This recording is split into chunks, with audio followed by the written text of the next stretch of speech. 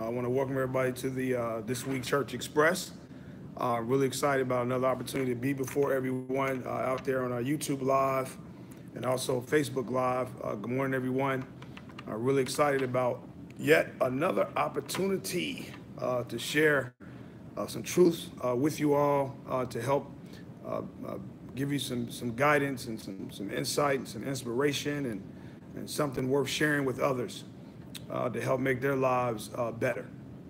And obviously, it's important that we don't waste time. And in the short time that we are together, I pray that it's eventful, it's useful, and it produces fruit for you in your lives personally and professionally, and most of all spiritually. That what you hear today benefits you. And so, with that, I do want to share with you again that we are on YouTube Live. Every one of the messages obviously are recorded and always available by way of YouTube, and that's under Kirk Smith Unlimited and Associates. And then, of course, on Facebook, you can always, watch the videos and share them with your friends. And when you do, please use the hashtag the Church Express. I really appreciate that, and thank you for your support. So, with that, let's get lifted. So, um, you know, something that I know folks really don't like to hear, and I actually don't like to hear it much myself, but I understand it to be true, that your purpose, our purpose in life, is tied up permanently, forever connected to our misery. It's forever connected to our challenges, things that hurt us, that frustrate us. Um, and the reality is that the things that bring you the most pain, the things that frustrate you the most, very likely may be the area, may be the things that God has called you to address, to deal with in your life as part of your purpose. And a lot of times, we don't like taking chances. We don't like to do things that scare us, things that make us afraid because we're worried about failure. And it makes sense. I mean, who wants to fail? Who wants to be involved with anything that doesn't work out? Who wants that? No one wants pain. No one signs up for it. No one seeks it out. But the reality is that you're going to have to take some chances. You're going to have to learn how to take some risks and do some things that sort of stretch you. Now, one thing I do know is that, and this is the decision I've made, and really it comes from, I believe it's, I want to say Psalm 19, but I may be off. But the scripture that inspired me talks about how, like for me personally, I have no desire to pursue riches in my life. Like that is not a goal of mine. Like I don't wake up every day trying to figure out how rich can I become, how much money can I make. That's not a pursuit. It's never been a pursuit of mine. That is not why I live, why I breathe. Okay, so I have no desire to pursue riches, but likewise, I have no desire to be in poverty. I don't want to be poor. I don't want to be without. I don't want to suffer financially and all of that. I don't want to be destitute or indigent. I have no desire for that either. So I understand there's certain decisions I got to make in my life where neither one happens, okay? So when it comes to pursuing riches, you want to be careful not to be possessed by the desire to have money. Because what happens is if your pursuit is money and how much stuff you can accumulate, first of all, it's going to wear you down. It may even kill you. You're going to suffer loss and all types of pain if that's your pursuit in life. Because number one, it can never be satisfied. Your bank account can never be satisfied if that's your pursuit, to make as much money, accumulate as much wealth as you can. Now, there's some who do it, and that's fine. Not knocking you. I'm just talking about myself personally. But on the side of poverty, I don't want to be rocked to sleep by poverty, meaning making mistakes that's going to lead me to poverty. People make decisions to be impoverished a lot earlier than when they actually realize poverty. So, for example, if you're in high school and you're a 9th or 10th grade and you want to drop out of school and you don't want to go to class, you don't take your education seriously, you're making a decision to be impoverished at age 15 or 16. And you may not realize poverty until you're 25, 30, or 40, but you made that decision a long time ago. So don't be rocked to sleep by poverty by getting caught up in momentary. And things may seem to be okay now and you're not doing the necessary things to secure yourself a better future. But again, at the same time, I don't have any desire to pursue riches, and I have no interest, no appetite to be impoverished, okay? Now, I also understand that if I'm going to be successful, and whatever that means for you, maybe it's relative, but if I'm going to be successful, I got to be willing and ready to take some risk. And sometimes, folks, we don't take risks because we're not forced into a situation. Let me give you an example. Let's talk about eagles, for example. So what eagles do, they have the little eaglets, right? And you know, their nests are very high. And what they do when it's time for the eaglets to fly, they start to strip away the nest and make the nest a lot more uncomfortable than it once was, or a lot less comfortable. So they start peeling away all the fur and the leaves and all this other stuff. And the thorns, right, from the branches, you know, that they use to build the nest, they start to poke at the eaglets and make it uncomfortable for them before they fly. And then once it gets too uncomfortable, the eaglets will jump out and eventually learn to fly. Now, the mother eagle is watching closely because she's not going to let anybody die. So if she sees them fall out, she'll rescue them if it looks like they can't fly. But the reality is they have to be forced out through discomfort. And see, for us to be successful, we cannot be afraid of being uncomfortable and for things not feeling as good as they once did, or things are as not exciting as they once were. But nonetheless, they force us to fly. So frustration and misery and letdown and disappointments and betrayal, all these things, they force us to fly. So it's like those eaglets, like something happens to you and it pokes you and you're like, ow, I gotta fly. Something pokes you again, ow, I have to fly. Someone lies on you behind your back, talks negatively about you behind your back, ow, I have to fly. I look at my bank account and I'm living check to check and barely doing that, ow, I have to fly. I gotta go back and get my education so I can position myself better financially. Or the threat of losing a spouse, ow, I need to change my ways so I can keep him or her. You see, sometimes, folks, we have to be forced to fly, and it has to hurt before we change. That's just human nature. The reality is that we're not really interested in making any changes or improvements until we hurt. And there's things we know that we must do in our hearts that we refuse to do, that we avoid doing, that we run from because of fear. Until it hurts so bad, we have to make a change. And we have to understand and appreciate the experience of being forced to fly. That a little discomfort, when it's uncomfortable, man, it's always best to address things and problems and challenges when they're young and immature. But if you wait for problems to grow and mature, they become monsters and they're no longer a problem, they become a crisis. And so it's best to learn these things early on in life, early in your situation when you're being poked, ow, ow, ow, man, fly.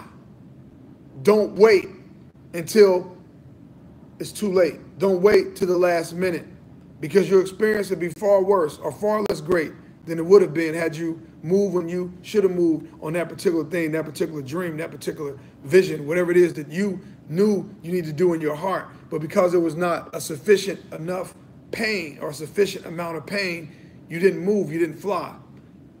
And so you have to appreciate pain, because pain is usually that last step before you take that step. Sometimes frustration has a way of waking us up and allowing us to pay better attention than we did before.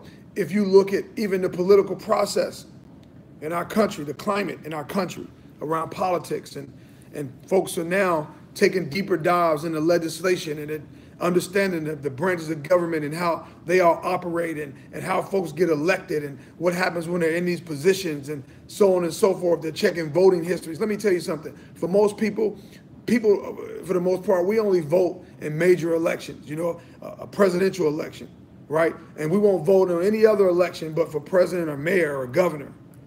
And no one looks at these other legislative positions and check voting history and what these people are about. We don't care. We only care about the major election. And even in those elections, it's all emotional. You vote for who you like at the time, who you feel the best about at the time with doing no due diligence, with no real legitimate understanding around issues and how they bend or how they lean. But now, because of what's happening in this country and folks are hurting and upset and mad and frustrated about our leaders on almost every level, now folks are starting to look harder. They're starting to think more. And I think that's going to change this country for the better. But it's pain that caused that. And we have to recognize, listen, when we are hurting, when things hurt us, that's a message to us. That's a message to me. That's a message to you when something is hurting you and frustrating you. That is giving you an indication that you got to do something. And so many of us, if you ask us the question, what is our purpose? What did God call us to do? What am I on this earth to do? We get confused and we don't know how to answer that question clearly or concisely. We can't answer it because we don't know what our purpose is. And your purpose is found in your pain, man. Your purpose is found in what frustrates you the most. What gets you going? What is it that you want to see made better in this world? There's a very good chance that that is absolutely where you should be and what you should be doing.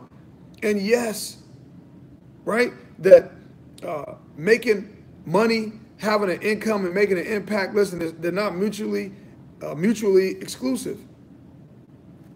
You can have a passion and make an impact and make an income at the same time. You can actually do what God called you to do and make a living doing it. So there's nothing wrong with doing what you believe you were called to do and making money at doing it at the same time. It doesn't make it any less noble. That you're not pursuing it because you want to be rich. You're pursuing it because you want to fulfill your purpose, but you understand that fulfilling your purpose is tied to your paper. That your purpose is tied to your paper.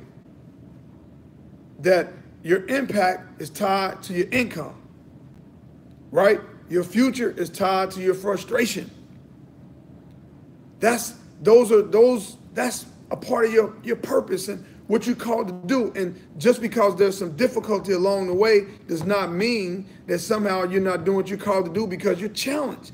Challenges motivate us. No pain, right? No reward.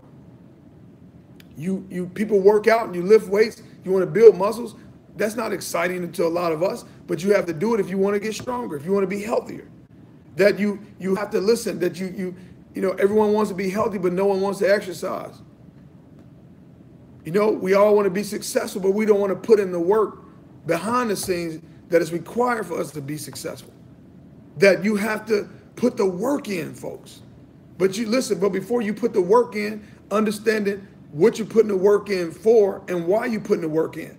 In other words, you can do anything if it's your purpose. If you're passionate about it, you can do almost anything. Success is probably 99%, if not 100% guaranteed. If you do your passion, do what you're called to do. Do the things that are important to you, that move you. Don't pursue money and riches, because you're going to fail at that. You're not going to be successful at that. That cannot be your goal in life. Don't be rocked to sleep by poverty, by being lazy and not putting the work in and doing what you need to do to be successful, because you will be impoverished. So I have no desire to be in poverty, nor do I pursue riches. What I'm looking for is balance. What I'm looking for is purpose. What I'm looking for, man, I just want to live a decent life.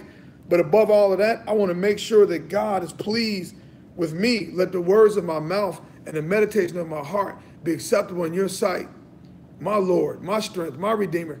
I want to please you with my lifestyle. So if we can just get that out of the way, then I think I can do almost anything.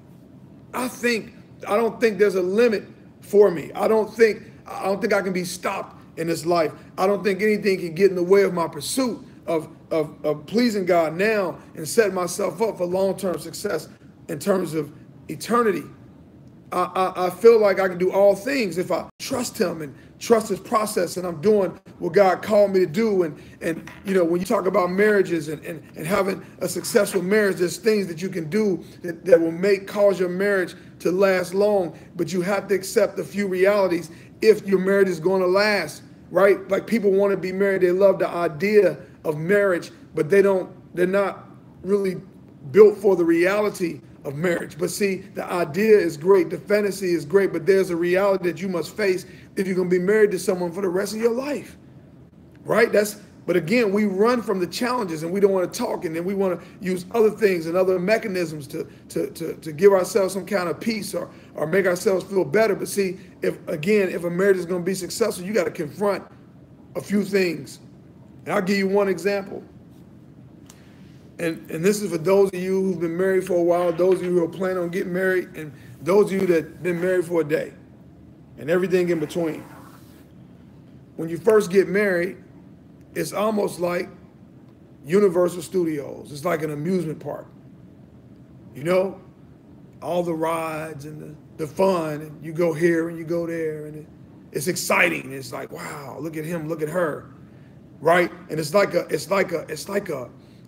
amusement park, man. And over time, though, marriage can turn into a museum, like a Smithsonian museum. You can look, but you can't touch, right? You rarely see these things. It's kind of boring. It's kind of routine. It's not as exciting. You got to focus differently. So now you went from an amusement park to a museum, and if you don't address that, it'll turn into a zoo, and then that's where divorce kicks in, where it's a lot of conflict, while arguing like animals, treating each other like animals, and you go your separate ways and the marriage ends. And this can happen to a marriage at any time. You can be married 20 years, 30, it doesn't matter. Listen, you can't be arrogant when it comes to marriage. This requires day in and day out work and effort. That's what a great marriage requires. Listen, there's no pass if you've been married for 20, 30 years. That's not automatic that it'll never end. I'm telling you folks, don't work like that. Believe me, I know. You got to put the work in for it to last. And so again, it goes from an amusement park to a museum and to the zoo and then to the end. Well, go back to the amusement park and put the work in. And how do you keep the marriage exciting and exhilarating? By communicating and talking and not being bitter towards one another. Learning how to have conversations. See, what you're trying to do is you want to put yourself in a situation when you gotta learn how to read the tea leaves and see indicators that something's going on in our marriage. That's the right time to start talking about it. Not a month later, not 6 months later, not a year later. Learn how to sit down and have a conversation to talk about frustrations, because you want to protect that marriage. So when you feel the smallest poke, the smallest spike, then that's when you stop and have a conversation. Don't assume that it'll take care of itself. And I know what I'm saying sounds simple, but man, you wouldn't believe how many people have difficulty doing what I just said. Just learning how, when you see something wrong, when it smells wrong, when it just looks wrong, then talk about it so the wrong can be gone. But if you don't talk about wrong, then it'll never leave, and wrong will become more wrong. And more wrong after that, and eventually you'll be gone. I'll be gone. Whatever it is, it'll be gone. If you're having difficulty on your job, then go talk to your superior. Have a conversation. If you're having difficulty with your children, have a conversation. With your siblings, have a conversation, if it's worth it to you. But learn how to talk. So listen, learn how to fly early. So the first thing you feel, learn how to fly early. Don't wait till it's too late. See, so let the small things force you to fly. It don't have to be big stuff. It don't have to be major stuff.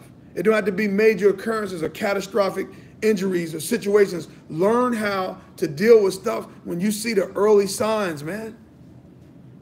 Because the world is won by those who show up. If you learn how to address things early, then put yourself in a position to be forced to fly early, sooner rather than later. Yes, I'm all for making comebacks, and it's never too late to try to get on your feet or get yourself together. I agree with that 100%. And there's nothing, if someone wants to come to Christ and they're 75 or 80 on their deathbed and they want to give their life to Christ, I'm all for it. That's exciting. But wouldn't your life be better if you learn how to recognize him early in life? Wouldn't your life be better if you learn how to recognize your purpose earlier in life? Wouldn't it be better if you figured it out sooner rather than later? How much better would your life be in those around you and those that you love and those that you're supporting, those that are looking at you, those that you're influencing? How much better would life be if you figured it out early? And like the man of God just said, you handle disappointment quickly. See, I'm not a boxer, right? But I'll give you a boxer analogy. If you're going to be successful in the ring, you understand when you get into a boxing ring, no matter how good you are, the right shot can knock you down. The right blow can knock you down. Head shot, body shot, whatever it is. But what you got to learn how to do is get off the mat quickly. If you get hit, get up fast, man. Listen, it's okay to be down for a second, but not 10 seconds. It's okay to let out some steam, but you can't do that all day. It's okay to cry and be mad. That's okay, but at some point you got to stop and you got to do something about it. It's okay. We all have good days and bad days. Sometimes it ebbs, sometimes it flows. It happens. But you have to get up, folks, and keep it moving and stop making excuses for failure and excuses for losing. Stop belly aching over who's the president and who's the senator and who's the governor and who's the mayor and who's this, who's that. Stop crying about stuff and do something about it. Do something about it. Stop getting upset and stressing yourself out. You have no control over who's in control of this or who's in control of that. I don't dictate what people are and what they do, but I have control over me on what I say and what I do and how I think and how I focus and how much sweat equity am I going to put into something. How hard am I going to work to make change and make things better? I have control over that, and you have control over that for your own self. And that's what we have to learn how to do. Stop getting upset over what people are saying, not saying, doing, or not doing, and focus on what you need to do. Stop blaming the past and stuff that happened to you and all the ways you were traumatized and what it did to you now. I get that. I understand that. I respect that. We all have suffered. We've all been through things that have hurt us and destroyed us. But you got to keep going. And another great point, that punch that you didn't see, that's the one that does hurt you the most. That is absolutely true. The sucker punch. But here's a way right here to even overcome that. Just like I used that boxing analogy, when you go into a boxing ring, you got to know you're getting punched. Don't walk into a boxing match naive and think you're not going to get hit. Because if you don't want to get hit, then stay out of the ring. But if that's your purpose and if that's how you're going to make your money and be successful, then you got to take that chance, man. If you want to be successful and be a good person and be where you want to be in this life, then you jump out here knowing you're going to get hit, knowing someone's going to talk about you, knowing someone's going to lie on you, knowing someone is going to say something behind your back, knowing people are going to betray you. You go in knowing, as good as I think I am, and as loyal as I think I am to people, I know someone out there wants to hurt Kirk Ray Smith. I know not everybody has Kirk Ray Smith's best interest at heart. I know people want to use me and take advantage of me. I know somebody wants to see me fail and they don't want me to amount to anything. I know it. The first chance they get, they're going to try to take me out. I know it, but I'm getting in the ring nonetheless because I know I'm going to get hit. I know they're going to try to set me up. I know it. They're going to fail me, mislead me. They're going to hate on me. But nonetheless, I'm in the ring because I know when I go in the ring, I didn't call me to the ring. God called me to the ring. And what he did not guarantee me is that I wouldn't get hit. But what he did guarantee me is that I was going to win. So I'm going to get hit, but I know the outcome. Even when they give me their best shot, I know the outcome. I am more than a conqueror. Greater is he that is in me than he that is in the world. Who is he that has overcome the world save he who believes in Jesus Christ? The name of the Lord is a strong tower. The righteous run into him and they are safe. There's no weapon formed against me that shall prosper, no matter what the weapon is, no matter the form, person, or vehicle in which it comes, no weapon formed against me shall prosper. Listen, if the devil wanted to use my wife to hurt me, God wouldn't let her. If the devil wanted to use my kids to hurt me, God wouldn't let them. Because no weapon formed against Kirk Ray Smith, if I take it personal, will prosper. I'm going to make it and be successful. And I'm going to win this match and every match thereafter. And when people start saying how much I win, they're going to think twice before getting in the ring with Kirk Ray Smith. They're going to think hard before they get in the ring with me because they know no matter how many punches they throw, there's only one outcome, victory. So then one day you're going to have so much success and people are going to see you win. One day you're going to step in the ring and your opponent won't even show up. All you're going to have against you is the crowd hoping somebody popped up that can bring you down. Because one day you're going to step in that ring and there ain't going to be nobody left to fight. Because they don't want none of this work. They don't want none of that work because they see what God is doing and there's nothing they can do about it. They can put you in the lion's den. They can put you in a fiery furnace. They can lie on you, set you up, try to slander your name, do whatever it takes, come at your money, come at your reputation, whatever it is. And then they notice no matter what they do, nothing happens. You still seem to come out prosperous. You still seem to come out without the smell of smoke on you. You seem to come out with all the lions tamed and doing what you asked them to do. And after a while, man, ain't gonna be nobody left in there for you to fight. So I believe that I'm doing what God called me to do. My pursuit in life has nothing to do with being rich. It's being purposeful. I understand that being forced to fly will happen once. It will happen twice, 3 times, 4 times. I understand that for the rest of my days, I'll be in situations that's going to force me to fly, think differently, try something new, be brave, be courageous, hang in there, be tough. Marriage is not easy. It can be rough, but it's worth it. It's worth it. Stick with it. Stick with your path. If you're on your purpose, stay on purpose. And don't let anybody distract you or take you away from that. Learn how to deal with challenges early. The first sign that you need to fly, fly. Fly, brother. Fly, sister. Don't wait. Fly, fly, fly. Because you don't want to get to the end of your days and be full of regrets and shoulda, coulda, woulda. I don't want any of those phrases coming out my mouth when the end of my days come. That I was purposeful. I used my purpose to make some paper. I made an impact and some and an income at the same time. Because I learned to fly early. Not the last minute. When you get that first poke, get out of there, man. Like that eaglet, get out of there. Because you know what the end game is. It's for you to fly. So God bless everybody. Share, please. Use the hashtag #TheChurchExpress on Facebook. Share on Twitter. Also, you can go to YouTube, Kirk Smith Unlimited and Associates. You can actually post those on Facebook and Twitter. You can email them, the links. But again, use Express is very important. Help me spread the word. Appreciate you guys. Thanks for joining me. I'll see you next week. Have a great week. 1.